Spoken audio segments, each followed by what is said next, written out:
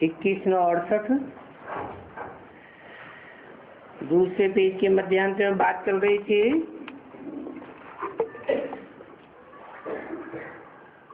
तुम जानते हो कि सूर्यवंशी चंद्रवंशी जो हो करके गए हैं वो हूबहू फिर से बनेंगे और बनेंगे भी इस नाली से ही। ये वंडरफुल बात है। तो अभी बात समझाते हैं। ऐसे पुरुषार्थ करने से तुम 100 देवता बनेंगे। सतयुग में जो देवी देवताएं थे हूबहू फिर वही देवी देवताएं बनेंगे और वही एक्टिविटी चलेगी जो सतयुग त्रेता में चली है। तो देखो कितना वंडरफुल ज्ञान है। ये दिल में ठहरे भी तब जब दिल की पूरी सफाई हो जाए। कहते भी हैं साफ दिल तो मुराद हासिल। सभी की बुद्धि में तो ये बातें ठहर ही नहीं सकती क्योंकि दिल साफ नहीं किया है। इसमें मेहनत चाहिए। मेहनत के बगैर कोई फल थोड़ा ही निकलता है। बात तो पुरुषार्थ कराते रहते हैं। बल पुरुषार्थ ड्रामा अनुसार ही होता है, परंतु फिर भी पुरुषार्थ तो करना ही है। ऐसे थोड़े ही बैठ जाएंगे ड्रामा में जो होगा तो हमसे पुरुषार्थ चलता रहेगा। ऐसे भी जंगली ख्यालात वाले बहुत होते हैं। हमारी तकदीर में होगा तो पुरुषार्थ चलेगा। अरे पुरुषार्थ तो तुमको करना है ना। पुरुषार्थ और प्रारब्ध होती है। मनुष्य पूछते हैं पुरुषार्थ बड़ा या प्रारब्ध बड़ी। कहते हैं पुरुषार्थ बड़ा। अभी बड़ी तो प्रारब्ध है ना, परंतु पुरुषार्थ को आगे रखा जाता है। जिस पुरुषार्थ से ही प्रारब्ध बनती है।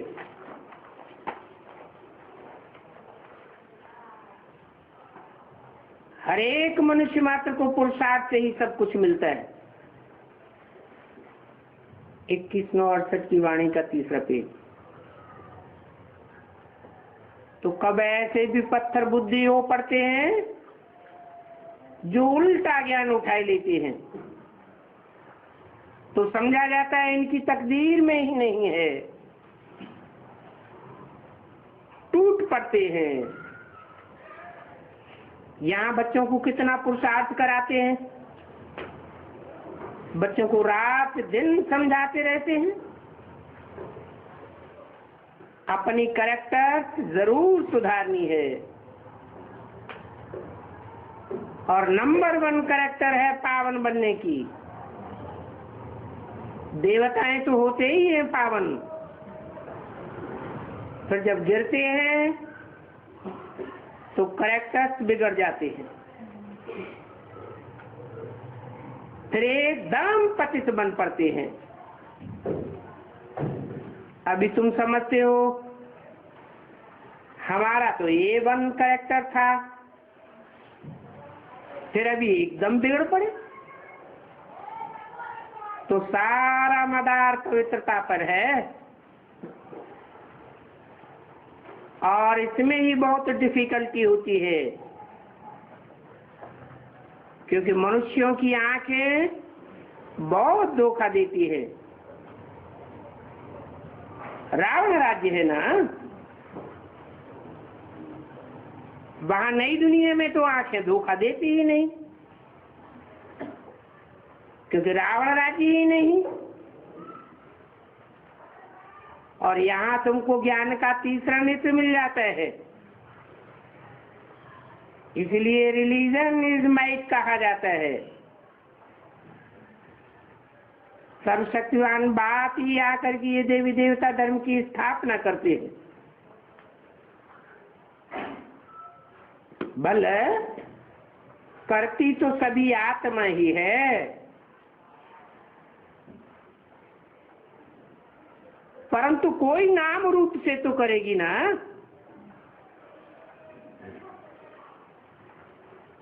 कोई मनुष्य के रूप में ही करेगी ना। वो बाप है ज्ञान का सागर, आनंद का सागर, प्यार का भी सागर है। देवताओं से इस बाप की महिमा बिल्कुल अलग है, न्यारी महिमा है। तो ऐसे बाप को क्यों नहीं याद करेंगे? बाप की महिमा भी करते हैं, याद भी करते हैं।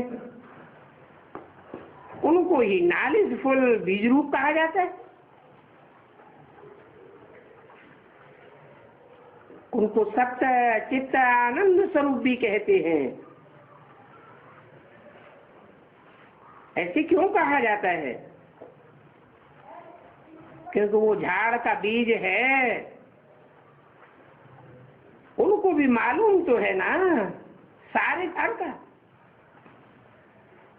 परंतु वो होते हैं जड़ बीज।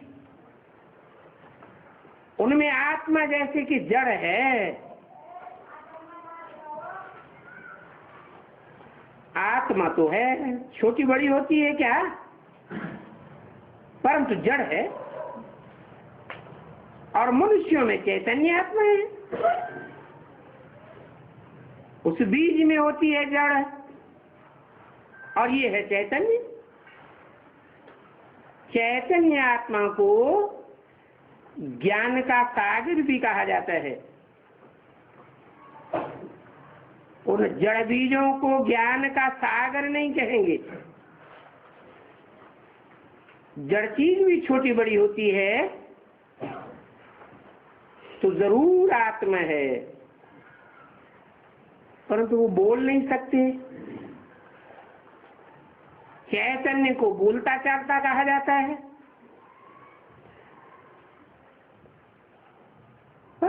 परमात्मा की कितनी महिमा है। परमात्मा माना ही परमात्मा की महिमा गाई जाती है, फिर उनको ईश्वर भगवान आदि कह देते हैं।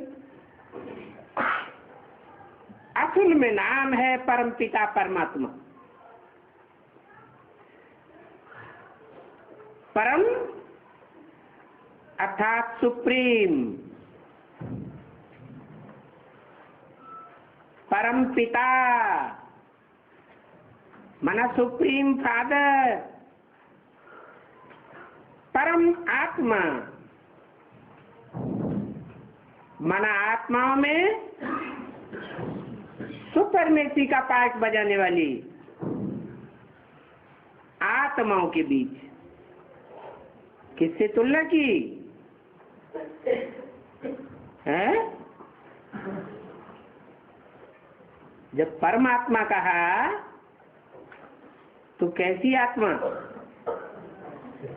सुपरमेसी का पार्ट बजाने वाली। तो तुलना की ना, किससे तुलना की है? आत्माओं के पार्ट से तुलना की। परम पिता की तो तुलना कर ही नहीं सकते। कर सकते हैं? क्यों क्यों नहीं कर सकते? क्योंकि वो तो जन्म मरण के चक्र में आता ही नहीं। वो सुप्रीम फादर है, बड़े से बड़ा, ऊंचे से ऊंचे है।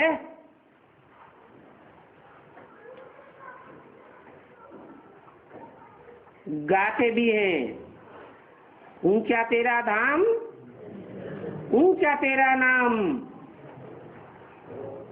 असल नाम है परमपिता परमात्मा। महिमा बड़ी बाहरी करते हैं, अभी दिन प्रतिदिन महिमा भी कम होती जाती है,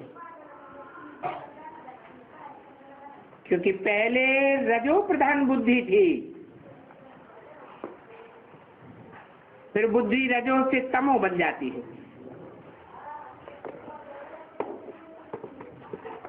ये सभी बातें बाप बैठ समझाते हैं। मैं हर 5-4 वर्ष बाद आकर पुरानी दुनिया को नई दुनिया बनाता हूँ। गैन भी है, सत्युग आदि भी सत्य, होती भी सत्य। कोई कोई पोरी बहुत अच्छी बनाई हुई है, क्योंकि वो बनाने वाले फिर भी इतने पतित नहीं, पीछे आने वाले तो इतने पतित हो जाते हैं जो बात मत पूछो।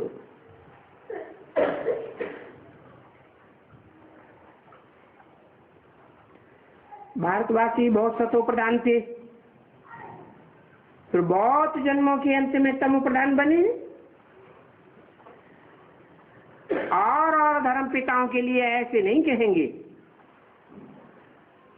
वो न इतना समय तमो प्रधान बनते हैं न सतो प्रधान बनते हैं।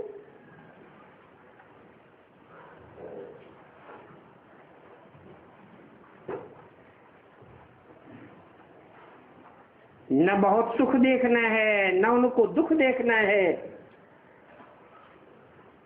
तो बोलो सबसे जास्ती तमो प्रधान बुद्धि किसकी बनी है? किसकी कहेंगे?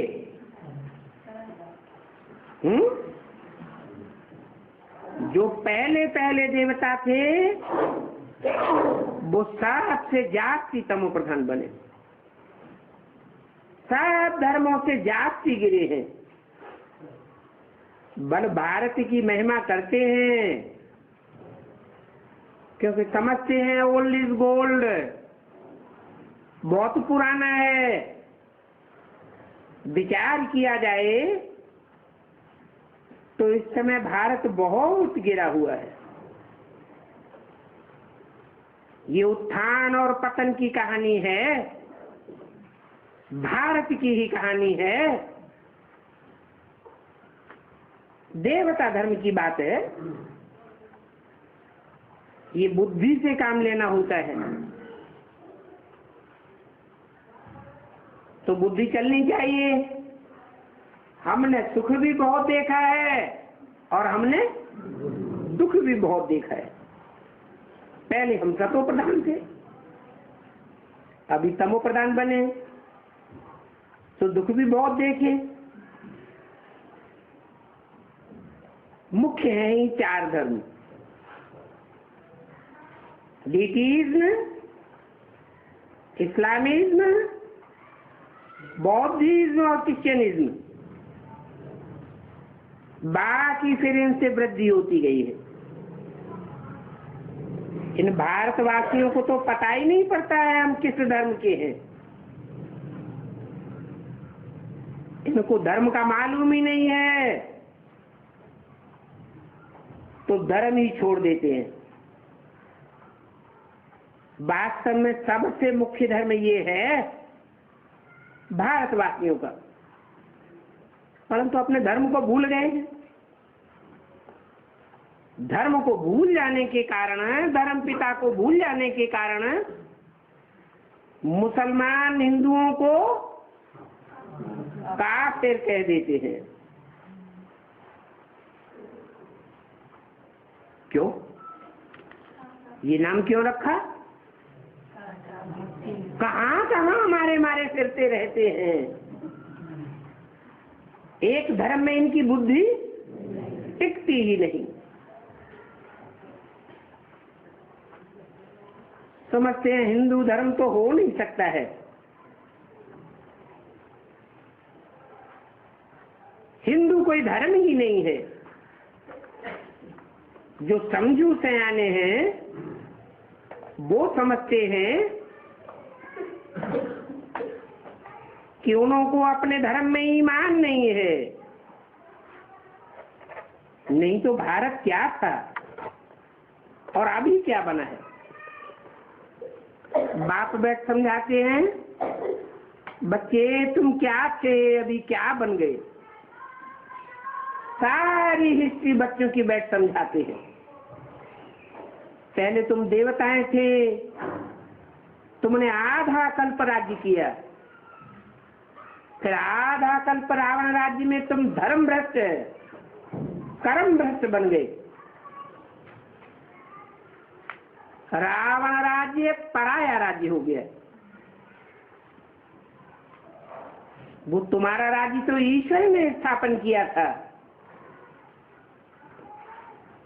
स्थापन करने वाले का नाम ही क्या हुआ? ईश। शासन करता वर मन श्रेष्ठ, श्रेष्ठ से श्रेष्ठ शासन करता जो दुनिया में है वो एकमात्र ईश्वर है, जो संगम युग में ही आते हैं और देवी देवता सनातन धर्म की स्थापना करते हैं। अब ये रावण राज्य आया तो तुम आसुरी संप्रदाय बन गए।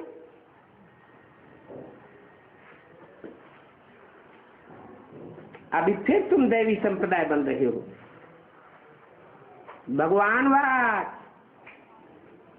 बाप कल्प कल्प तुम भारतवासियों को ही आकर के समझाते हैं।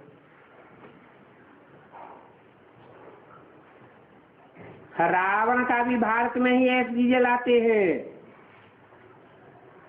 दूसरे देशों में नहीं जलाते हैं। बाप ने समझाया है, वो रावण है आसुरी संप्रदाय, अंधे की औलाद अंधे हैं और ये है युधिष्ठिर की औलाद। बाप कहते हैं तुम मेरे बच्चे हो ना, मैंने तुमको युद्ध के मैदान में खड़ा किया हुआ है, स्थिर किया हुआ है। वो रावण ने तो तुमको हिलाई के रख दिया, अस्थिर कर दिया। 5 विकारों से तुम कितने गिरे हो। अभी मैं तुमको 5 विकारों से लड़ने के लिए खड़ा कर देता हूं। 2168 की वाणी का चौथा पेज। जो देवी देवता धर्म के थे वो ही अपन को हिंदू कहते हैं। तो देवता धर्म में जाना है तो ये सैंपलिंग लगना भी वंडरफुल बात है। जो जिस जिस धर्म में चले गए हैं वो फिर पिछाड़ी भी निकल करके अपने अपने धर्म में आ जाएंगे।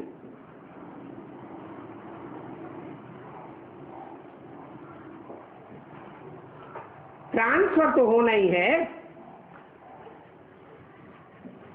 तो बाप सारा रात बैठ समझाते हैं।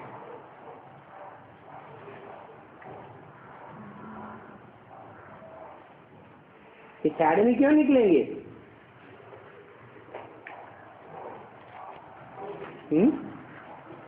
जो दूसरे धर्मों में कन्वर्ट हो गए वो दूसरे धर्मों से निकल करके पिछाड़ी में अपने धर्म में क्यों आ जाएंगे? पहले क्यों नहीं है? इसका क्या कारण है?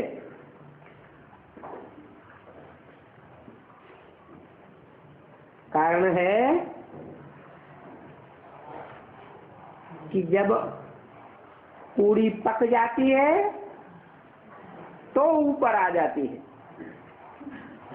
तुम्हारा पुरुषार्थ भी जब परिपक्व हो जाएगा तो तुम्हारी प्रत्यक्षता हो जाएगी और जो दूसरे धर्म में कन्वर्ट हो गए हैं वो भी तुम्हारी बात को मान लेंगे, ट्रांसफर हो जाएंगे।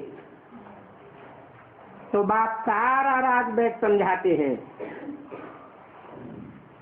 अभी दूसरे धर्मों में जो कन्वर्ट हुए हैं वो सहज सहज तुम्हारी बात मानने के लिए तैयार नहीं है। इसमें मुख्य बात है ही पतित से पावन होने की। तुम जानते हो हम पतित बने हैं, काले बन गए हैं।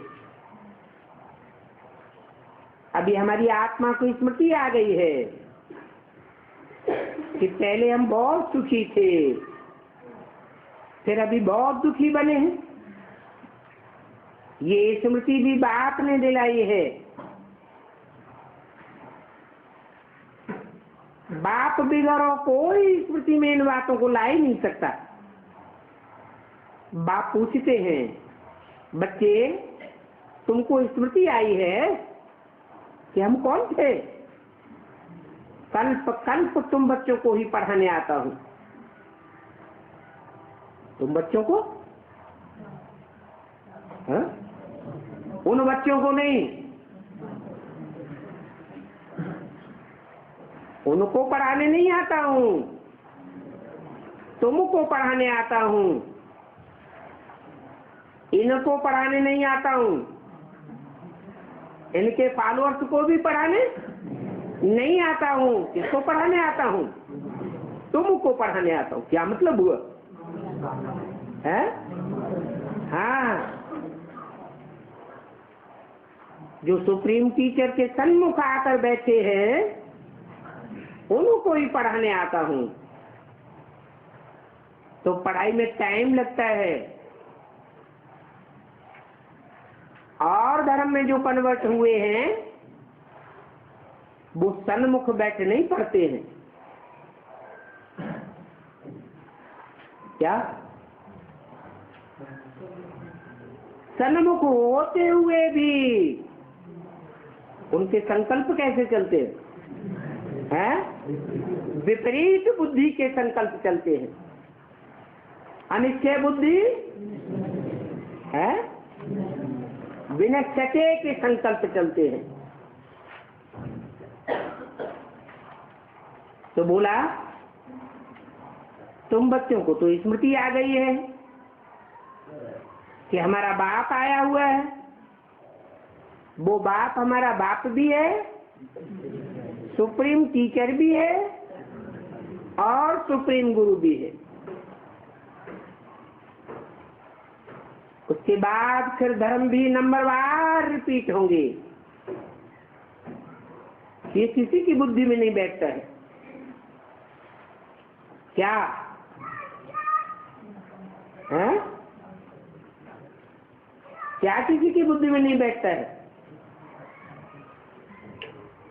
कि पहले पहले देवी देवता सनातन धर्म वालों की पढ़ाई पूरी होती है, बाद में और धर्म वाले भी इस पढ़ाई को नंबरवार पढ़ते हैं, पीछे आते हैं तो पढ़ाई कम होती है क्योंकि विनाश काल में आते हैं। शांति के टाइम पर तुम्हारी पढ़ाई होती है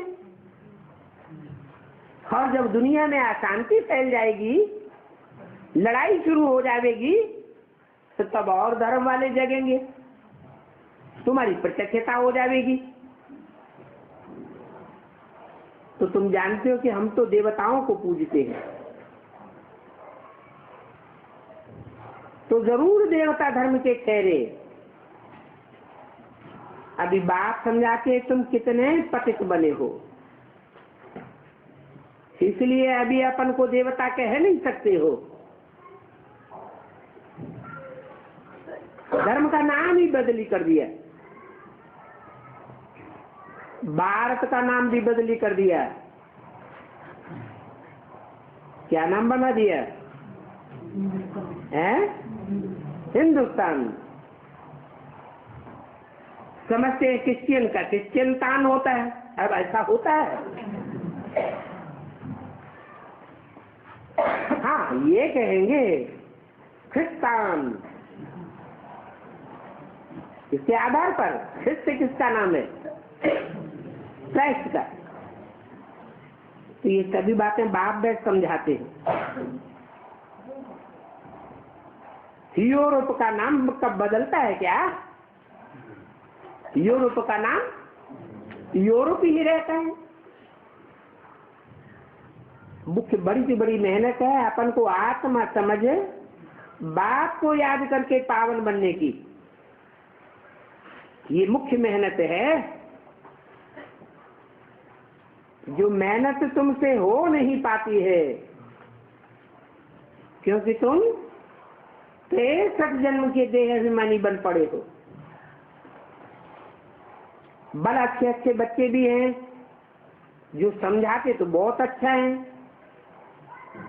परंतु बाप को याद करना ये नहीं होता है। देह अभिमान में रहते हैं, इसलिए ज्ञान तलवार में जौहर भरता ही नहीं है। इसलिए नहीं भरता है जौहर है, क्योंकि बाप को जो ज्ञान सागर है उस ज्ञान सागर बाप की याद में रहते ही नहीं है। बाप समझाते हैं तुम योग बल से ही पवित्र बनेंगे। इसमें बहुत बच्चों की कमी है। योग में रहे तो क्रिमिनलाई बदली हो जाए। अपन को आत्मा समझना ये बहुत ऊंची मंजिल है। प्रजा तो ढेर की ढेर बनती है, तो पुरुषार्थ करेगी आत्मिक स्थिति में रहने का है? नहीं करेगी। हाँ, तुमको तो संदेश पहुंचाना ही है कि बाप आया हुआ है। जो संदेश को रिसीव करेंगे परंतु आत्मिक स्थिति में रहने का पुरुषार्थ नहीं करेंगे, वो भी प्रजा वर्ग में आ जाएंगे। समझेंगे बेहद का बाप आया हुआ है, पुरानी दुनिया का विनाश कराए, नई दुनिया की स्थापना कराए रहे हैं। मौत सामने खड़ा है, आगे चल करके अखबारों में भी पड़ेगा। क्या क्या पड़ेगा? तुम्हारा पूरा संदेश अखबार वाले भी छापेंगे। क्या क्या संदेश है? हैं? कि बाप आया हुआ है, पहली बात खुशी की। फिर दूसरी बात, बाप आया हुआ है, काय के लिए आया हुआ है? हैं? दूसरी खुशी की बात सुनाओ, किस लिए आया हुआ है? नई दुनिया की स्थापना कराने के लिए आया हुआ है। फिर तीसरी बात सुनाओ, पुरानी दुनिया का विनाश कराने के लिए आया हुआ है। सब कहेंगे बस अब तो विनाश सामने खड़ा है, जैसे कि प्रलय होती है। प्रलय जलमयी को कहा जाता है। प्र माने प्रकट स्वरूप और लय माने लीन। सारी दुनिया काय में लीन हो जाएगी? जल में लीन हो जाएगी, जलमग्न। उसको कहते हैं प्रलय। वो समझते हैं कि सब कुछ खत्म हो जाएगा, कुछ भी बचेगा नहीं। अब ऐसी प्रलय तो कभी होती नहीं है। इनमें ख्याल करो कितनी जलमयी हो जाती है, कितनी हो जाती है, हैं? स्थूल रूप में जलमयी पहले होगी कि बेहद में जलमयी पहले होगी? बेहद में जलमयी होगी तो क्या होगा? हैं? ज्ञान की बाढ़ आएगी, सारी दुनिया डूब जाएगी।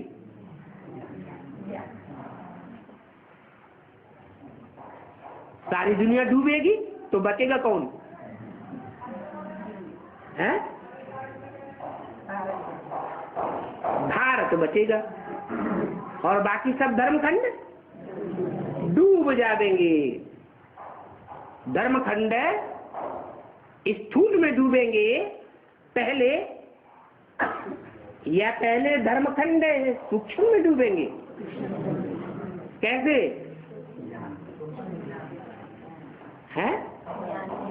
जो और धर्मों के प्रणेता हैं, मुखिया हैं, वो सब प्रलय काल में जलमयी में डूब जाएंगे। सिर्फ कौन रह जाएगा? सिर्फ एक भारत रह जाएगा। अंत तक कवियों की बुद्धि में ये बात आती रही। कवियों का हृदय कैसा होता है? साफ शीशा होता है। तो साफ दिल में अच्छी अच्छी बातें आती रहती।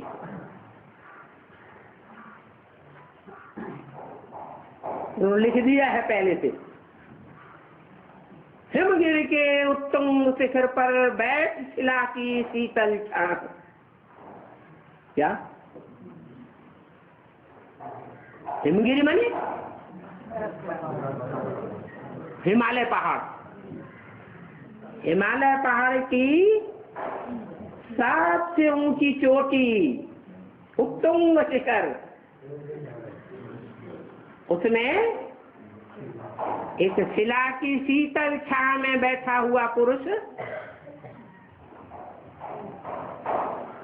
देख रहा था प्रबल प्रवाह भीगे नैनों से। क्या? अकेला रह गया, संगी साथी सब डूब गए। किसी के परिवार के सारे भांति डूब जाएं और वो अकेला रह जाए तो रोएगा कि हंसेगा? रोएगा। तो प्रलय काल की वो झांकी उस जयशंकर प्रसाद की आंखों में आ जाती है। आंखों के सामने नजारा आ जाता है कि ऐसा भी टाइम आने वाला है। ऐसा टाइम कि एक ही रह जाएगा और बाकी सब जलमयी हो जाएगी। जलमयी हो जाना मन है? ज्ञान की ऐसी बाढ़ आएगी, ऐसी बाढ़ आएगी, उस बाढ़ में सब डूब जाएगी। ज्ञान अच्छी चीज है, खराब चीज है? अच्छी चीज है तो उसमें डूबना चाहिए या उतराना चाहिए? है? उसमें तो डूबने की बात नहीं होनी चाहिए। तो डूब क्यों जाते हैं? हैं? ज्ञान अच्छी चीज है। अच्छाई बुराई तो हर एक चीज में होती है, परंतु अति अच्छी होती है। कोई भी चीज की अति अच्छी होती है नहीं। ज्ञान की भी अति हो जाती है।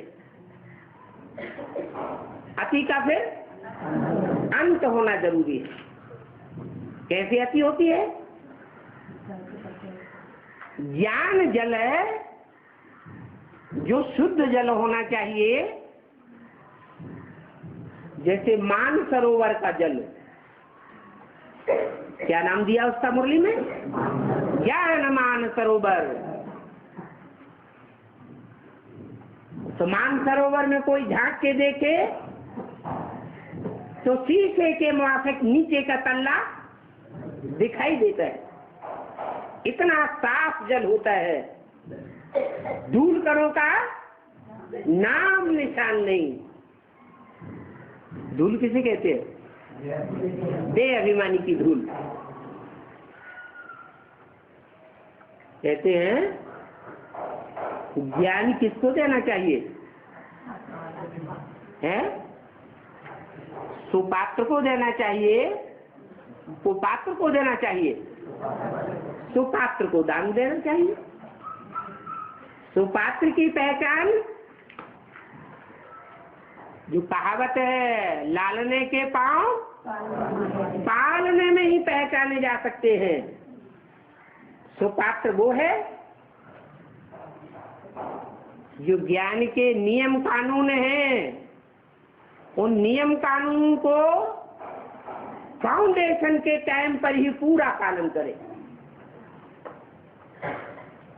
साप्ताहिक कोर्स दिया जाता है तो पहला नियम क्या है? क्या नियम बताते हैं मुख्य? है भक्ति मार्ग में भी वो सप्ताह मनाते हैं तो उस नियम का दृढ़ता से पालन करते हैं, जितना समझते हैं उतना पवित्रता।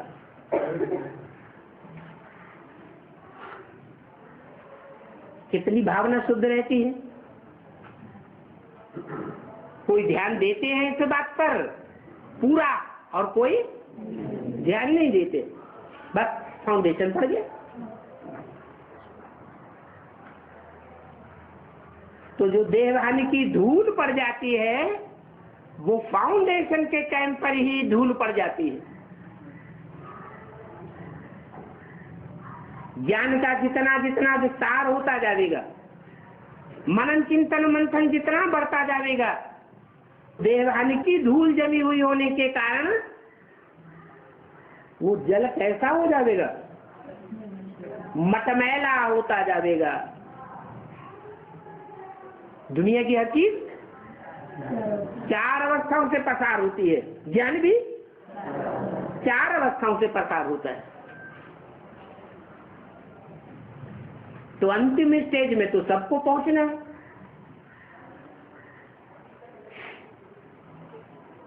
तो जिन्होंने कड़क होकर के पवित्रता का पालन किया फाउंडेशन के पीरियड में, उनका ज्ञान जल तो शुद्ध रहता है। और जिन्होंने उस बात पर ध्यान नहीं दिया, उनका ज्ञान जल मटमैला होता जाता है, तामसी होता जाता है, और अंत में ऐसी स्टेज हो जाती है कि जल में जितने भी बहने वाले प्राणी हैं वो धूल से प्रभावित होकर उनकी आंखें कैसी हो जाती है? हैं? अंधी हो जाती है। और प्राणियों की तो बात ही छोड़ो, ज्ञान की धारा कहो या स्थूल जल की धारा कहो, उसमें बहने वाला एक ही प्राणी है जो धारा को काट करके उल्टी दिशा में बहने की ताकत रखता है, वो भी अंधा हो जाता है।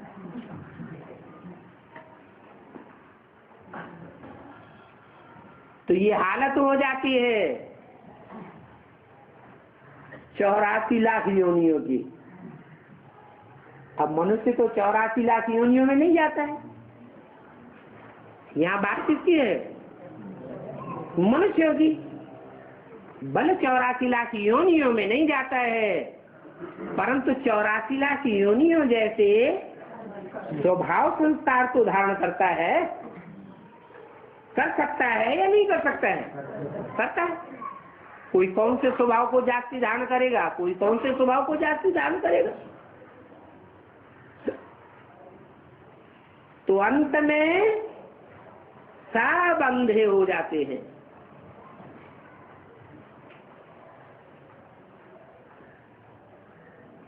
सूरदास ने भी लिखा है,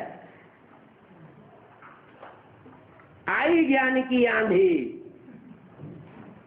आंधी आती है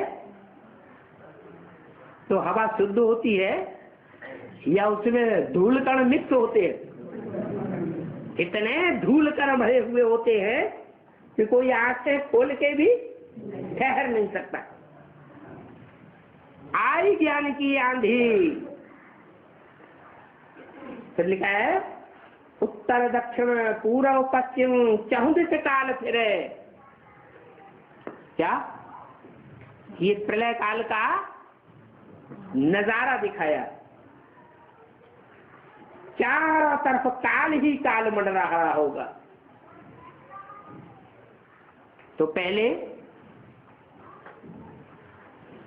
सूक्ष्म विनाश होगा, ब्राह्मणों की दुनिया में बेहद का विनाश होगा कि पहले स्थूल विनाश होगा? सूक्ष्म विनाश होगा।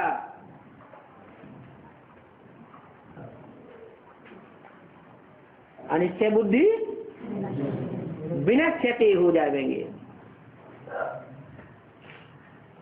मर जाएंगे, मतलब शरीर से मर जाएंगे, पैर से मर जाएंगे, हैं? देह अभिमान में आकर के बाप के पाठ के ऊपर अनिश्चय बुद्धि बनेंगे और अनिश्चय बुद्धि होने के बाद ज्ञान से उनकी मृत्यु हो जाती है। जैसे दुनिया में लोग चलते हैं ऐसे ही चलने लग पड़े ब्राह्मण। तो जैसे ब्राह्मणों की दुनिया खलास हो गई, एक आत्मा जो ऊंचे स्टेज में रहती है वो ऊंची स्टेज पर बैठ के देखती है। शास्त्रों में भी लिखा हुआ है कि श्री कृष्ण जिनके 16,000 गोप गोपियां सहयोगी साथी थे, अंतिम समय में कोई साथी नहीं रहा, अकेले हो गए। ऐसी हालत हो जाएगी। तो ये मौत का नजारा बताया, उसे जलमयी कहा जाता है। कितने बड़े बड़े खंड हैं, क्रिश्चियन खंड, बौद्धी खंड, इस्लामी खंड, कितने बड़े बड़े हैं। सब खंड जलमयी हो जाएंगे और भारतवासी सब उन्होंने खंडों में, उन्होंने धर्मों में कन्वर्ट हो गए। तो वो भी जलमयी हो जाएंगे। ब्राड ड्रामे में कन्वर्ट हुए तो शूटिंग पीरियड में कन्वर्ट नहीं होते, वहां भी होना पड़े। छोटी छोटी बेट में क्या बन सकेगा?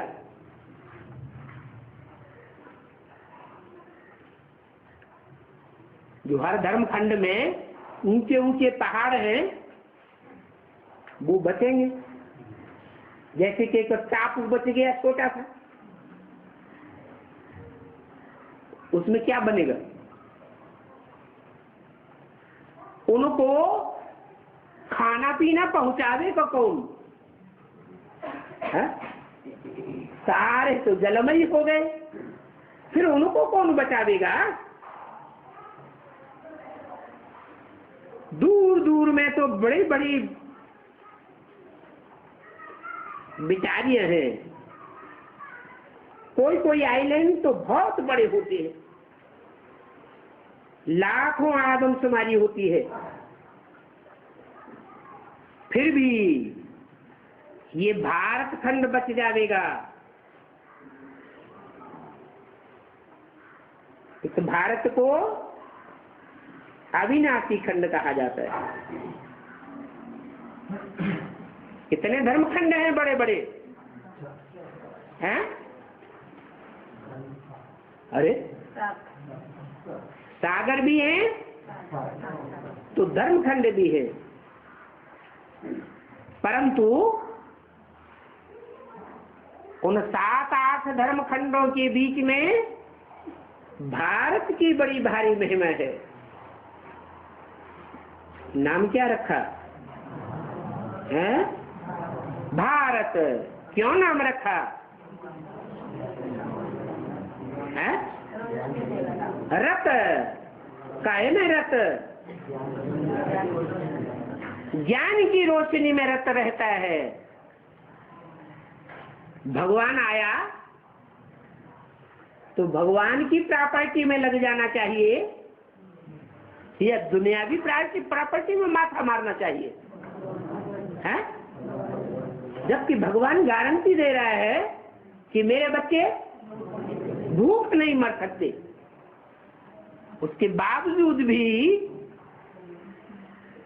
अगर दुनियावी बातों में मन रमण करता रहे, स्थूल पेट के धंधों में बुद्धि रमण करती रहे,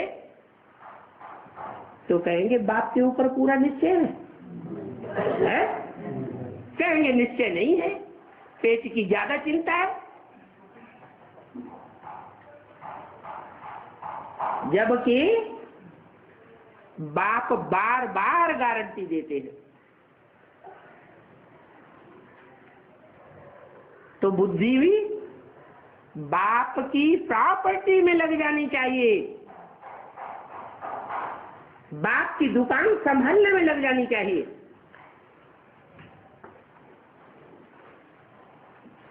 तो देखो ऐसा टाइम आने वाला है जो सारी दुनिया जानेगी कि बाप आया हुआ है। बरोबर बाप भारत में ही आकर के, इसमें आकर के, भारत में ही आकर के हम सभी की सदगति करते हैं। एक बार ये बुद्धि में साफ के बैठेगा। कहाँ आया हुआ है?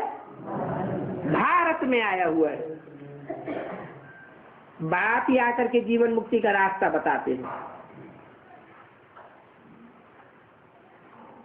और जो धर्म पिताएं हैं वो तो सिर्फ मुक्ति की बात बताते हैं,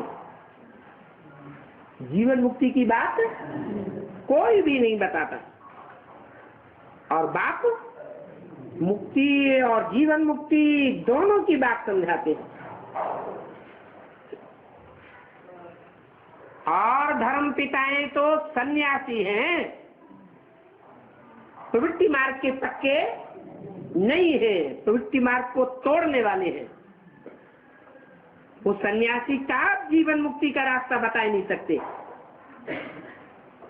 क्या जीवन भी बना रहे, अगले कल्प की बात नहीं है, अगले जन्मों की बात नहीं। कहाँ की बात? इसी जन्म की बात है। इसी जन्म में जीवन भी बना रहे और दुखों से मुक्ति भी हो जाए। तो ऐसा रास्ता सन्यासी नहीं बता सकते। तुम जानते हो हम तो जीवन मुक्ति में रहते हैं। क्या हमारा जीवन भी रहेगा और दुखों से मुक्त भी हो जाएंगे अगले जन्म में? है नहीं, इसी जन्म में मुक्ति हमारी हो जाए। भक्ति मार्ग में कितनी बनावटी बातें बनाई दी हैं जिनका कोई हिसाब किताब ही नहीं। मुक्ति का अर्थ क्या बता देते हैं? मुक्ति का अर्थ बता देते हैं मोक्ष। आत्मा जन्म मरण के चक्र से सदैव के लिए मुक्त हो जाती है। तो आत्मा विनाशी हुई या अविनाशी हुई? फिर तो आत्मा का जैसे विनाश हो गया। सृष्टि का जो समय चक्र है, उस समय चक्र में आत्मा अगर कभी आती ही नहीं, ड्रामा में रंगमंच पर कभी पार्ट बजाती ही नहीं, तो आत्मा विनाशी साबित हो जाती है। परंतु कोई आत्मा ऐसा चाहती है कि मेरा अस्तित्व तो हमेशा के लिए समाप्त हो जाए? कोई नहीं चाहता। तो वो मुक्ति का अर्थ ही गलत बताए देते हैं। कितनी बनावटी बातें बैठ बनाई है जिनका कोई हिसाब किताब ही नहीं। नहीं तो है पूरा आधा आधा कल्प, आधा कल्प ब्रह्मा का दिन और आधा कल्प ब्रह्मा की रात।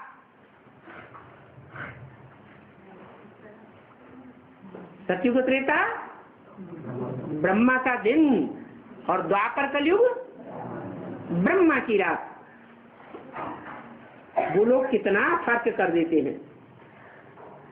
इसको कहा जाता है भक्ति मार्ग का घोर अन्याय। बात तो बहुत अच्छी रीति समझाते हैं, परंतु कितनों की बुद्धि में तो बात बैठती ही नहीं। ये आसुरों का जंगल है। क्या असुर माने कांटे। कांटे क्या करते हैं? जिसके भी संपर्क संसर्ग में आवेंगे तो दुख ही देवेंगे।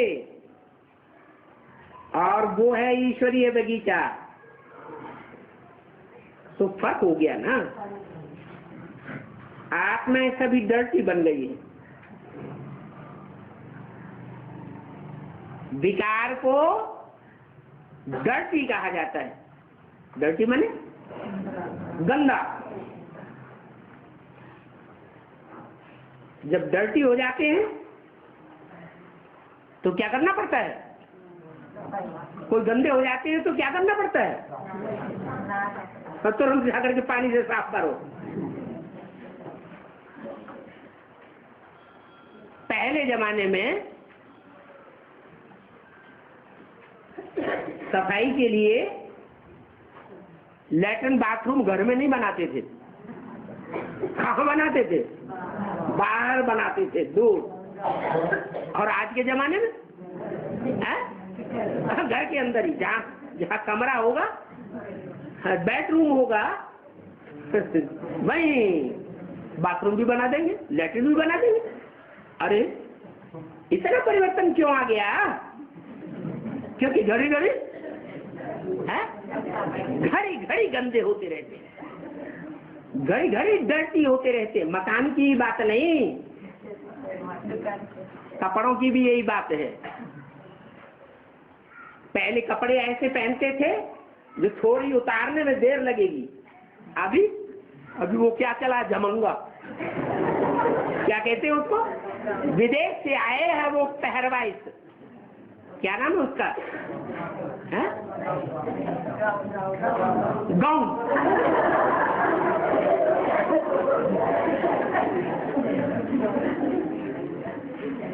नाम भी देखो कैसा रखा हुआ है। वो गाउन ऐसा सुख देता है कि याद आता है कि उनका गाउन गायन करे, जिन्होंने ये गाउन हमको भेजा है। वो विदेशों का दिया हुआ सुख घड़ी घड़ी याद आता है। तो देखो बाप कितना अच्छी रीति समझाते हैं। ये विकारों को कहा जाता है क्या? हाँ, डर्टी। अब ऐसे में तो कुछ भी नहीं होगा। कैसे में? जो घड़ी घड़ी विकार में जाते हैं, रात दिन यही लाग लगी हुई है, तो उनको ज्ञान बुद्धि में बैठेगा? बिल्कुल ज्ञान बुद्धि में बैठेगा ही नहीं। डर्टी पतित को कहा जाता है। नाम ही रखा हुआ वैश्यालय। कैसा आलय? आलय माने घर, वैश्या माने वैश्या का घर। वैश्या के घर में क्या होता है और शिवालय में क्या होता है? शिवालय में एक की पूजा अर्चना, और वैश्यालय में वैश्या को अनेकों की पूजा अर्चना करनी पड़ती है। शिवालय के ये सैंपल खड़े हुए हैं, जाकर के कोई भी देख सकता है कि शिवालय में और वैश्यालय में क्या फर्क है। अभी तुम ऐसे बनने वाले हो क्या? तुम्हारा घर, तुम्हारा परिवार इतना पवित्र बन जाएगा कि तो परिवार में जितने भी भांति होंगे, 50-60 भांति भी होंगे, तो भी एक की मनौती करेंगे। क्या? एक की पूजा होगी, एक की मान्यता होगी। वो परिवार का मुखिया ऐसे होगा जैसे तो कोई राजा। आज परिवारों की हालत क्या है? बाप की बात माँ नहीं मानती, बच्चों की बात माँ नहीं मानती, मानती है तो बच्चों से बंध करके ऐसे रहती है जैसे बच्चे ही पति परमेश्वर। गीता का भगवान कौन हो गया? कृष्ण बच्चा हो गया। एक जाता है पश्चिम में तो दूसरा जाता है पूरब में, एक जाता है उत्तर में तो दूसरा जाता है दक्षिण में। एक पार्टी को वोट देता है तो दूसरा दूसरी पार्टी को वोट देता है। कोई किसी के ऊपर नियंत्रण रहता ही नहीं। अभी तुम तो देवता बनने वाले हो, दैवी गुण धारण करते हो। जो दैवी गुण धारण नहीं करते हैं तो फिर उनका पद भी ऐसा हो जाता है। सभी मालूम पड़ जाएगा, अपने घराने का, अपनी प्रजा का, सबको अच्छी रीति पता लग जाएगा कि हमारी प्रजा कौन सी कैटेगरी की है, हमारा घराना कौन सी कैटेगरी का है। साहूकार प्रजा कौन कौन बनेंगे और गरीब प्रजा कौन कौन बनेंगे, नंबर 1 देवताएं कौन बनेंगे, ये समझ तो आवेगी ना। तुमको सभी एक्यूरेट साक्षात्कार होगा। कौन सा साक्षात्कार होगा तुमको? बंद होगा है? नहीं, बुद्धि के आधार पर प्रमाण सहित तुम्हारी बुद्धि में बैठेगा कि कौन क्या बनने वाला है। ये दास दासियां, ये प्रजा, ये साहूकार, सब समझ में आ जाएंगे। पिछाड़ी में सभी को साक्षात्कार की धुन लग जाएगी। क्या है? सबको कौन सी धुन लगेगी? साक्षात्कार की धुन लग जाएगी।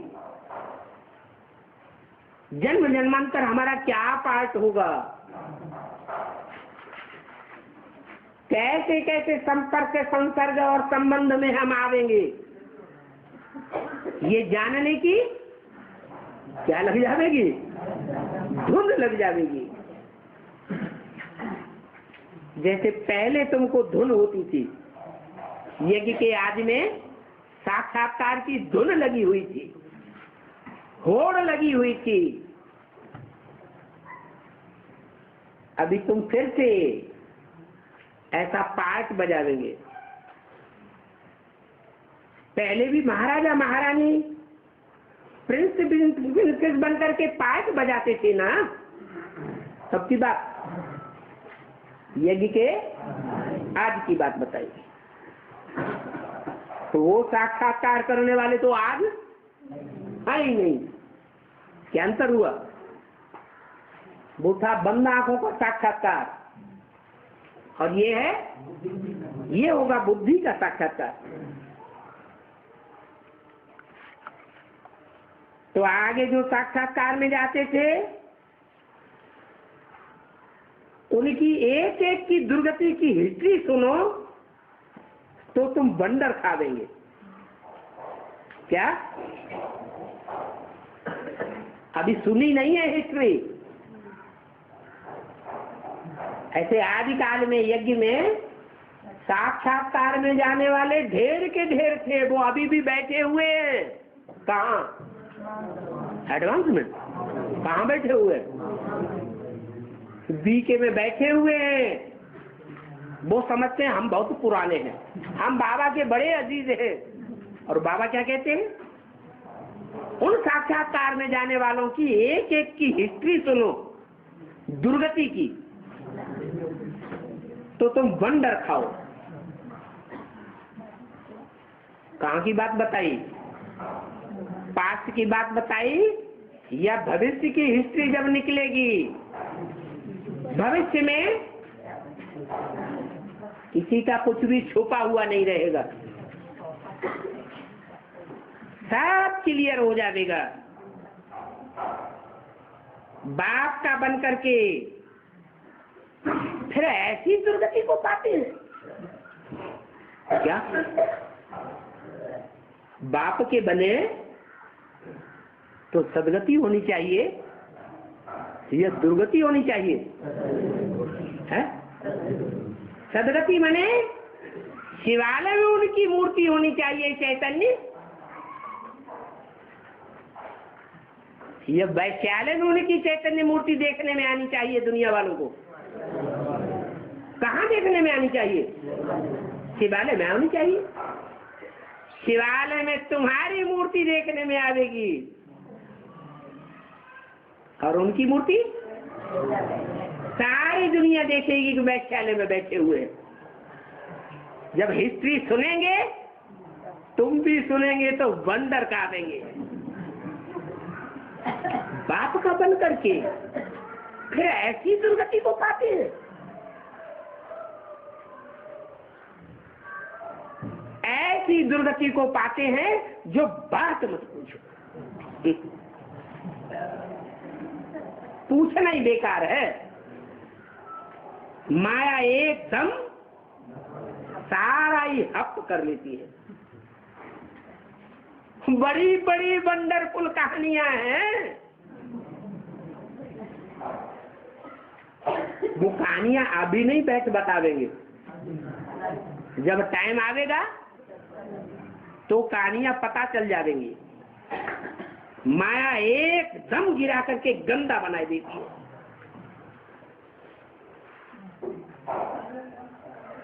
क्या? जब बाप के ऊपर प्रैक्टिकल साकार में आए हुए बाप के ऊपर निश्चय बुद्धि बनते हैं तो ऊंचे उठते हैं करेक्टर में। और जब बाप बुद्धि में से निकल जाता है, उड़ जाता है कि साकार में बाप है ही नहीं, अनिश्चय बुद्धि बन जाते हैं, तो कहाँ गिरते हैं? एकदम गड्ढे में गिरते हैं। ये बेसिक वालों की ही बात है या एडवांस में भी ऐसे होता है? एडवांस में भी ये अनुभव सबको है।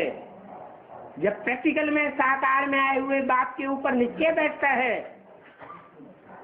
तो एकदम ऊपर उड़ जाते हैं, ऊंची स्टेज में चले जाते हैं। और जब अनिश्चय बुद्धि बनते हैं तो एकदम गड्ढे में जाते हैं।